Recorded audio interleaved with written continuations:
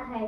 Model पण वाकणार नाही, model पण वाकणार नाही, तोच यशवंतराव आमच्यात आहे, तोच यशवंतराव आमच्यात आहे. चीन देशाचा करदनदार, महाराष्ट्राचे शिल्पकार. चला करूया यशवंतरावांचा जय जयकार, जय जयकार, जय जयकार. अरे कोण हे यशवंतराव आणि कशाचा जय जयकार? हे दुसरे तिसरे कोणी नसून हे आहे महाराष्ट्राच्या राजकारणातील एक महान व्यक्ती, लेखक, महाराष्ट्राच्या विकासासाठी झटणारे आधुनिक महाराष्ट्राचे शिल्पकार, महाराष्ट्राचे पहिले मुख्यमंत्री यशवंतराव बळवंतराव चव्हाण. यशवंतरावांचा जन्म 1914 रोजी सांगली जिल्ह्यातील एका सामान्य शेतकरी कुटुंबात माता विठाईच्या पोटी झाला. आधुनिक महाराष्ट्राची उभारणी करण्यामध्ये ज्या ज्या व्यक्तींनी कष्ट घेतले, प्रयत्न केले, त्यामध्ये यशवंतराव चव्हाण यांचेही नाव अग्रक्रमाने घ्यावे लागले. विकास म्हणजे केवळ रस्ते, तलाव, इमारती बांधणे नव्हे, तर त्यासोबत माणसांची पर्यायाने समाजाची आर्थिक, सामाजिक व शैक्षणिक प्रगती करणे अभिप्रेत असते. म्हणून महाराष्ट्राच्या आणि देशाच्या सर्वांगीण प्रगतीचा त्याचा ध्यास होता.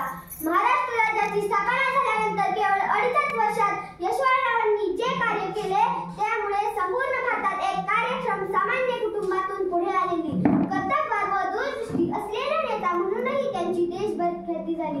पंचायत राज कसेल, त्याची जमीन, 18 सहकारी साखर कारखान्यांची निर्मिती, पाटबंधारे, उद्योग विकास मंडळ, साहित्य संस्कृती मंडळाची स्थापना इत्यादी महत्त्वपूर्ण निर्णय त्यांनी आपल्या कारकिर्दीमध्ये घेतले. ज्ञान मंदिर निर्माण करणारा नेता म्हणूनही त्यांचा सर्व दूर परिचय झाला.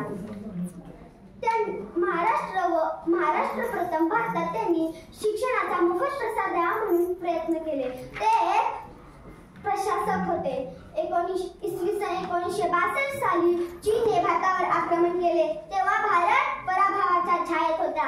तेव्हा यशवंतराव आपल्या भाषणात म्हणाले, जर का तुमच्या शेतात काटेरी कुंपण असेल तर दुसऱ्याचे ढोरे येणार नाही. म्हणूनच मी या मुख्यमंत्र्यांच्या पदाच्या खुर्चीला लाथ मारून रायफल घेऊन सीमेवर जाणार आहे. पंतप्रधानांनी त्यांचा हा करारीपणा पाहून त्यांना संरक्षण मंत्री केले.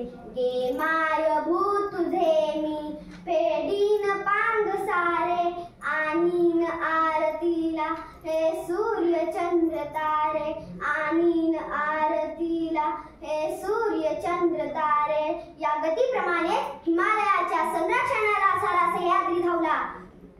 परिणाम असा झाला की चीनने माघार घेतली आणि हा विजय मराठी बाण्याचा आणि मराठी बाण्याचाच ठरला. म्हणतात ना, जो तुफान सलटता है वह सिकंदर कहलाता है. म्हणतात ना, जो तुफान सलटता है वह सिकंदर कहलाता है.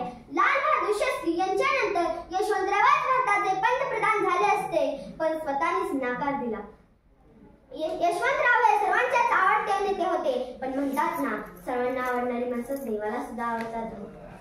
शब्द मुके झाले, अश्रूंनी वाट मोकळी केली. स्वतःच्या किनार नाहून निघेला मी कृष्णकाठ पाहिला. शेवटी मी एवढेच म्हणेन की ऐक कविताई, एक मागणे तुझला आई. पुन्हा यशवंत देहा भूमी कर उपकार देशावरी, पुन्हा यशवंत देहा भूमी कर उपकार देशावरी. जय हिंद, जय महाराष्ट्र, जय यशवंतराव.